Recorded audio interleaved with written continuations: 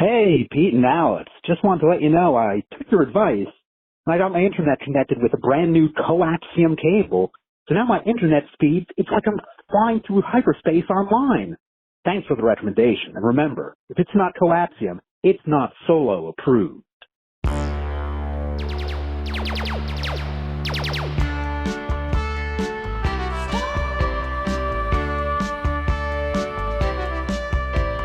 Welcome back to Star Wars Minute. It's the daily podcast where we analyze, scrutinize, and celebrate the Star Wars movies 1 minute at a time. I'm Pete the Retailer from PeteTheRetailer.com. I'm Alex Robinson from AlexRobinson.fun. I'm Alex Damon. I'm Mollie Damon. And we're from Star Wars Explained. Yes, welcome back, Star Wars Explained. Thanks for helping us cover these minutes, these tense meeting minutes. Of Solo, a Star Wars story. Today we're talking about minute 52. 52, pickup. It starts with Han pointing at his own face, and it ends with Han Solo saying, I thought, blank. And did you have anybody have a guess as to what they thought Han thought? I just watched him and I can't remember. I think he thought this could really save their skins. That's what I was going to say. I thought we had a deal. I don't know. That was my guess. But we'll see. We'll see. Mollie, do you have any... I thought I had a good feeling about this, but maybe I don't. That could have been a good place to throw that in there. Yeah. But yes, this is the meeting has ended, or it ends in the course of this minute. And I do once again love the kind of contrast between Han's goofy grin versus Qi'ra's kind of serious, like, she knows so much more about what's at stake here, what the reality of this situation is. And I bet, but not that Han maybe doesn't know, but he's just not letting it interfere with his attitude in a sense. I don't know. Because Han's not had an easy life per se. You know, Qi'ra's obviously had a very, we don't know the full details of it, but she's obviously not had an easy life since Han left. But his life hasn't been easy, but I don't know. She seems to definitely be more aware and more kind of afraid, I'll say, of the seriousness of their situation. Yeah, Go ahead. I was just going to say, Han's confidence is blinding. Yeah. I love the way this starts and the last minute ends. Like the point to the face and the big smile and Dryden laughing about it. And he's like, he is arrogant and hungry. I like how much Dryden likes Han. Mm-hmm. Even though he's like, he is totally expendable, but he seems fun. Right, yeah. Mm-hmm. It's like, I was going to kill him, but let him do this, maybe this could work out, but it'd be fun to watch him die anyway, perhaps. So when it starts off with Dryden asks Qi'ra her opinion on this whole thing, and then Qi'ra vouches basically for Han Solo, saying it's a good idea. So why does Dryden ask her, and why does she vouch for Han? Well, is Dryden asking her because it's like, if they fail, like he's basically putting her on the spot, because if they fail, he's going to hold her responsible. Yeah, and I guess. Yeah, I mean, he knows that she knows Han. They already talked about how they were scrum rats together, so I guess he's like, is this guy for real? Because he is just talking out of his ass. And yeah, like Mollie said, being blindingly confident.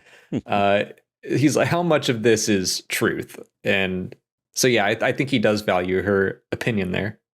Yeah, he's kind of roping her into all of this, because he's like, okay, you brought this kid into my office and made him like a part of this. So if he fails, you also fail.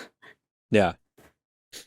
Well, yeah, that's basically that. It's, like, all right, do you, and it gets there after another sentence or two, but like when he's just basically laying out, it's like, all right, well, you guys say you know each other, but like, do you, like, basically, like, do you trust him? Like, are you friends, or is it just somebody like, what's the depth of this? And if it is somebody that you're friends with and that you do trust, then like, all right, well, you literally put yourself on the line for them, so it's a twofold. I think if he had said, hey, do you vouch for Han? And she'd be like, no, I mean, we were friends and, when we were kids, but like, I don't know what he's been up to. And then they would have just probably killed them right there.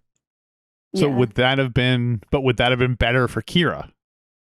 Because as is, she's gambling. She's saying like, okay, well, I'm trusting that Han is not going to screw this up, even though every single thing he has attempted he has screwed up. Right. I'm putting my life on the line for this guy I knew in high school. Well, I think she genuinely cares about him. Right. Yeah. I don't know. She does. And spoilers, but in the long term, it kind of works out for her relatively as far as her wants and her needs. But that's just by luck. I mean, in my experience, there's no such thing as luck. Who told us that again? I think it was Ki-Adi-Mundi. Yeah. Yeah. Something about the droid attack on the Wookiees and luck. Wait, what about it? The other thing I like, though, Dryden Voss does the classic thing, which is almost Palpatine in its like dickishness, where they're leaving and he's like, oh, and one more thing. Right, yeah. That's like always the classic thing of like, don't screw up or I'll kill you or whatever he says. That he bounces between fun and menacing so quickly that I really when they're all getting up, he's like, I feel good about this. This was fun. Let's do it again. But remember, I might kill you. Right. I just love watching him. Yeah, he says he'll be out of options. So he's not like outright saying I'm going to kill you, but he's kind of like, you know what I mean. And I love that because Beckett, on his way out, he doesn't even look at Dryden. He's like, we won't, like, So.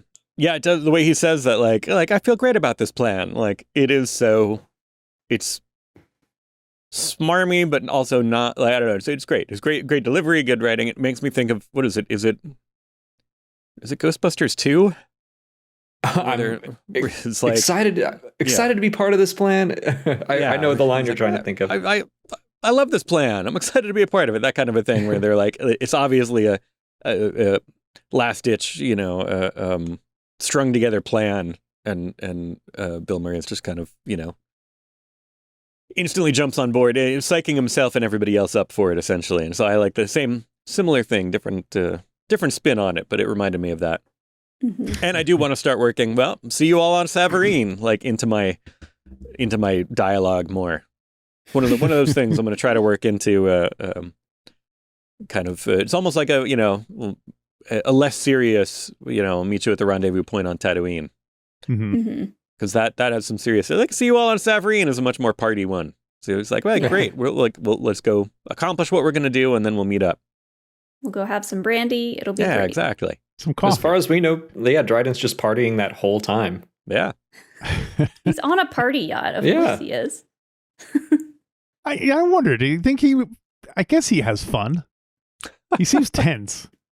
You know what I mean? That's the problem with a lot of these crime lords. Is like, why would you want to do it? It doesn't seem like it's like you're just always stressed out and having to worry about stuff. He even says that he seems like he's tense because he has to keep killing people. Yeah. He killed that regional governor and he's like, oh, why am I so stressed out? It's a party. Yeah. Like, he's trying to have a good time, but Maul keeps having him kill people. Yeah. Oh, you think these are Maul? You think this is coming directly from the top? I don't know. I think maybe he sees it that way. Yeah. It's like, I wouldn't have to kill these people if it weren't for my boss. And Maul is at the top, right? As far as we know, yeah. He's the head of the whole thing. So top Dryden of Maul is like a capo regime. He's the kind of guy that's like washing blood off of his hands, and he's like, Tuesdays, am I right? Right. We didn't point this out. I think it was in the last minute, but he does say something like, you know who I work for. Yeah. And you know what we need to do to make him happy. So I do like that they dropped that little hint. So he says that to Woody Harrelson? Yeah.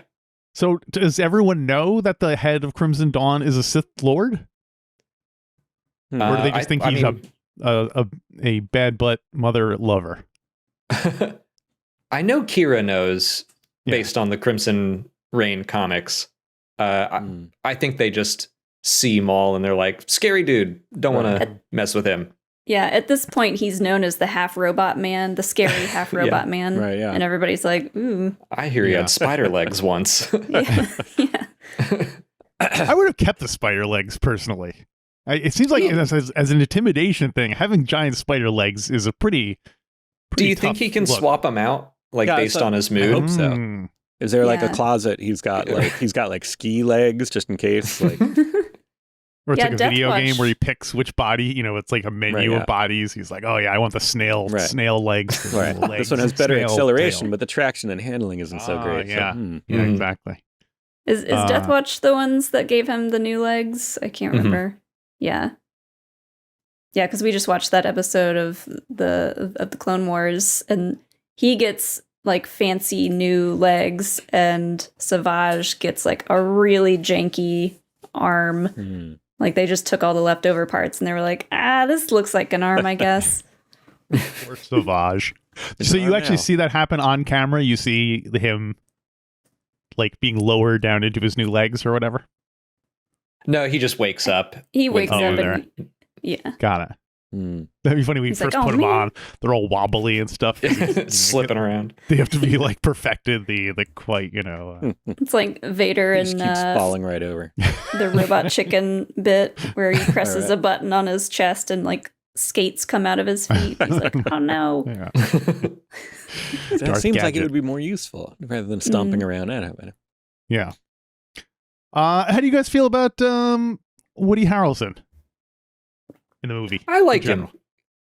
I was Love a little him in iffy. Star Wars. Yeah, I was a little iffy on the casting only because it feels weird to have like known people in your live action Star Wars, but I think that's just something I got to get used to. And I liked him in this, so no complaints. He's very much like a space cowboy character, and he fits the part really well. I guess the prequels kind of obviously in the original one they went with mostly unknowns and stuff, but I feel like with the prequels they, except for Hayden Christensen, they kind of went with at least B-list people for everyone. You know what I mean? I guess at Samuel the time, Jackson, like, Ewan McGregor, these aren't like obscure. Liam Neeson, these aren't like unknown actors who got their first break or anything. They were all. That's very true. Yeah. For a 12-year-old, that was like my first time seeing a lot of those people. So they were new to me. So yeah, the older I get, I think the harder it's going to be for them to keep casting unknowns. Yeah. Well, Pete admirably tries to make an effort if he knows as an actor who's going to be in Star Wars to not see them in anything else.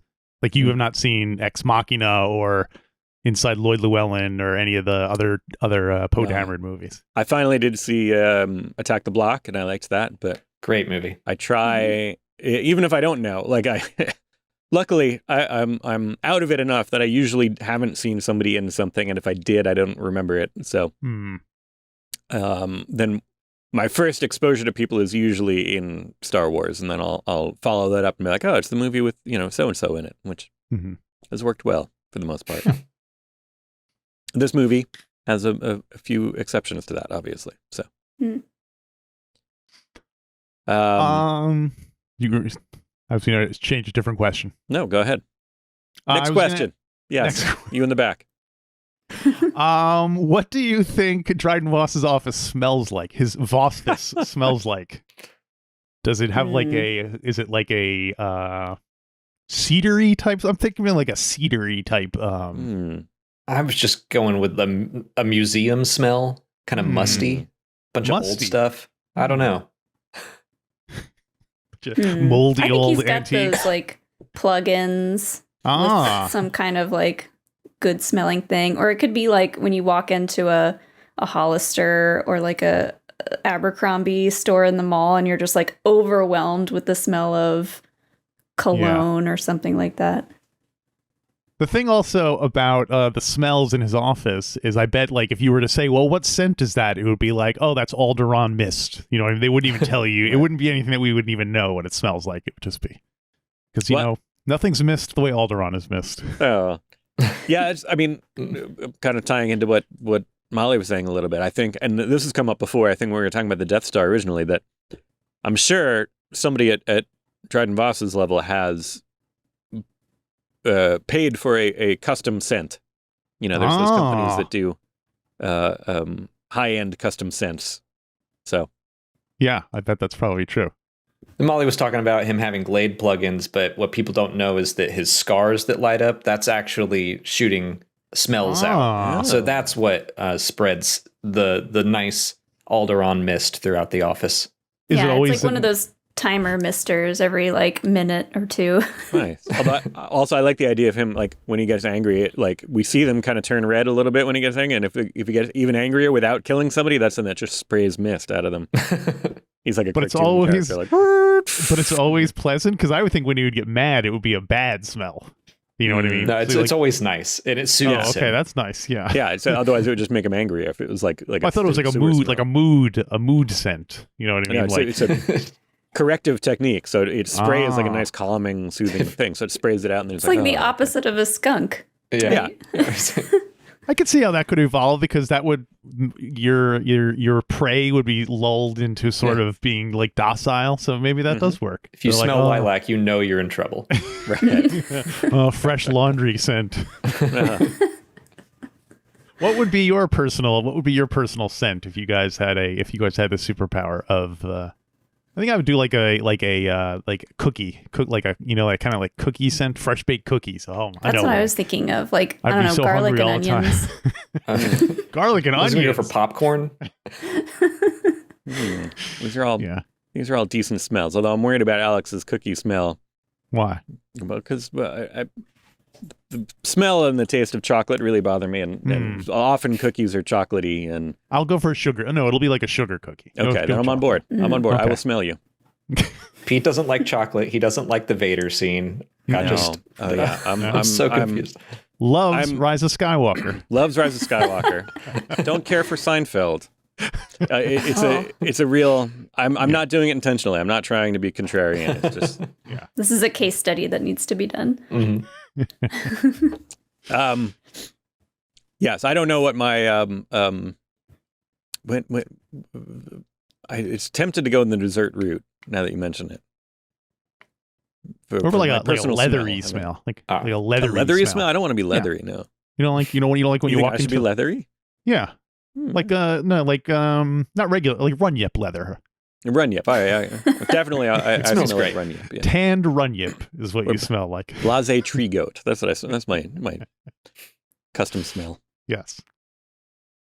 I like a good cedar smell. I want to smell like a Home Depot. Now you're fresh talking. Cut wood. Yeah.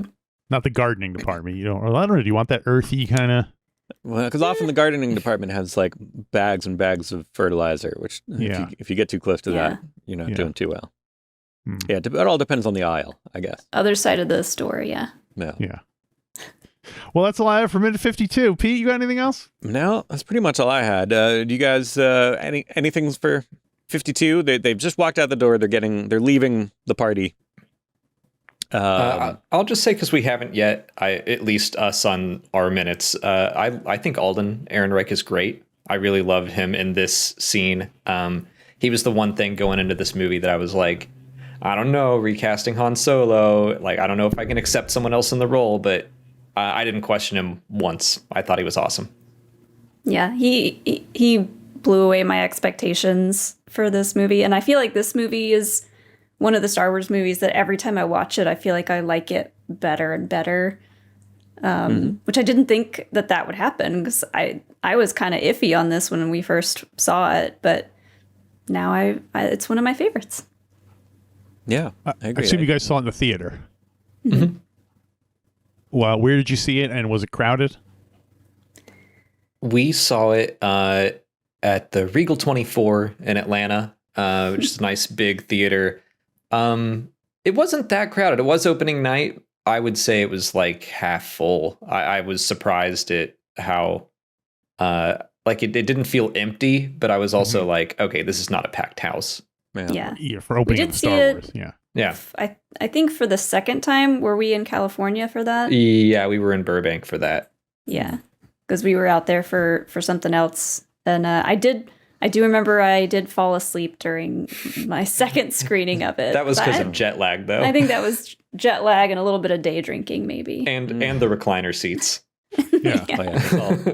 That's a deadly combination. Well, or a lovely combination, depending on what your goal lulled is. me right to sleep. Yeah. Well, yeah, one of the things that we've talked about with Alden Ehrenreich is that he's acting as Han Solo and not as Harrison Ford.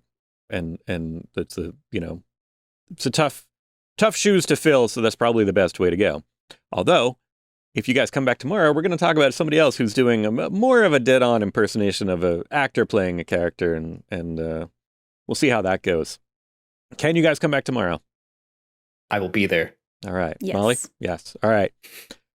In the meantime, hey, do you see the shirt that Alex Robinson is wearing? And lo and behold, the tapestry behind him, those are both the same design, and they're available at our merch store, StarWarsMinute.com/merch. You can buy it on a shirt, on a tapestry, on every time I check in, I'm like, oh, they added some more weird things, like a rug or a jigsaw puzzles. A dog puzzle, would you say? Jigsaw puzzle. Oh, all right. I was like, dog puzzles. That is a weird new thing that I've never seen. They're by dogs or for dogs? It's both. It's for dogs by dogs. Fibidoo. Go check out our merch store, StarWarsMinute.com/merch, and we will be back tomorrow with a brand new Star Wars Minute. Star Wars Minute.